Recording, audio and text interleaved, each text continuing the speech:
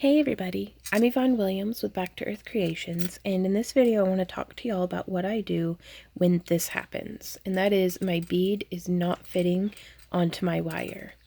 All of the other beads fit just fine, but this one doesn't want to go on. So what I do is I pull out my set of bead reamers.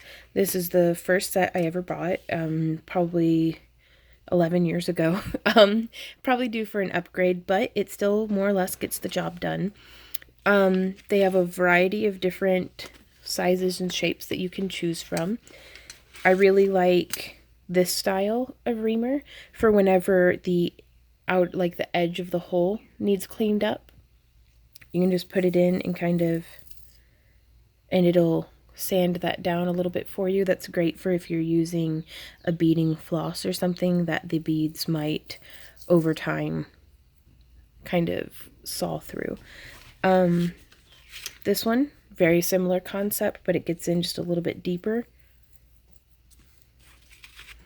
And then these two I use for widening out the entire hole. The first thing you're going to want to look at is what material your bead is made out of. Polymer clay, resin, or acrylic, glass, sometimes, depending on the glass, ceramic, bone. A lot of these, anything that has, this probably isn't the correct, technical term for it, but anything that has a little bit of a grit to it that you could otherwise, maybe sand down or something, just with regular sandpaper, those ream out wonderfully. Pearls are one that I've had a lot of success reaming. It can be tedious work, but I do prefer to use a hand powered drill or bit like this, because with anything that's plasticky, not so much with the polymer clay, but definitely with different resins and stuff, it can melt to the drill bit. And that's a pain. So, whereas anything like quartz crystal, carnelian, garnet, those ones, they're so hard of a stone, like a Mohs hardness of 7, I think, or actually higher. Anything of a Mohs hardness 7 or higher, I bite the bullet. This is a 16 gauge wire. If this were a hard semi-precious gemstone, I would just go with a thinner wire and kind of design around that. Also turquoise, malachite, amber, any kind of sodalite, any kind of softer stone, I avoid reaming if at all possible, because they don't handle that pressure well of having something. So if you're going to do that, be very gentle. But yeah, other than that, that's all I can think of off the top of my head. If y'all have any specific questions, please leave them down below. But I just hold on to my bead pretty firmly and go like this. Just insert the reamer and start to kind of, it's almost like sanding it. I guess it's exactly like sanding it, actually, out from the inside. Usually what happens is with beads like this, they'll be drilled in from the sides.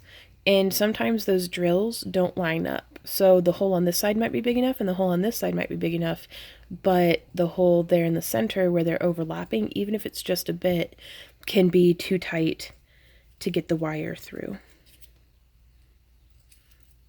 And so if you feel like fighting with it, go ahead and start reaming it. And I like to approach it from both sides. Just little increments. This is definitely a practice in patience. And you can see the little shavings that have come off there. And I'm hopeful that this will dadnabbit, just go in the thing. Also, something that you can always take a look at is at the end of your wire. This one's pretty reasonable right now, but sometimes if you cut with your flush cutters, see how it pinched? Sometimes that pinch will spread the ends just a little bit, and that'll actually make it harder to fit the wire into the beads. So, I mean, we're talking really tiny increments of like just a hair's thickness difference can make the difference between the wire fitting through and not. Another tip of advice that I would have loved to have been able to give myself earlier on in my career as a jewelry designer, don't force Swarovski crystals or those faceted bicones. They're so prone to chipping and flaking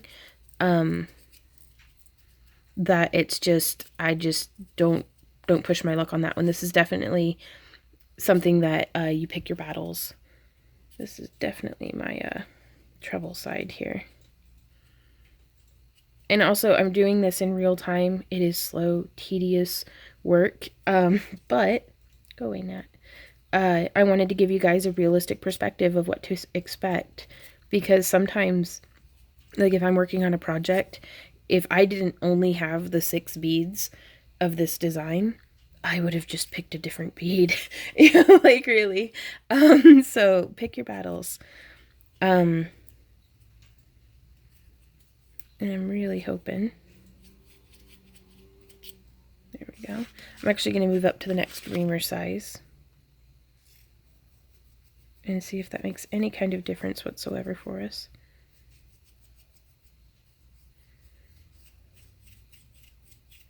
Reaming, reaming, reaming. Do, do, do, do, do, do, do, do. So let's try again. And it fits! Hooray! Barely, kind of. Okay, there it goes. So, and that's how you ream a bead, guys. That's what I do whenever my bead will not fit.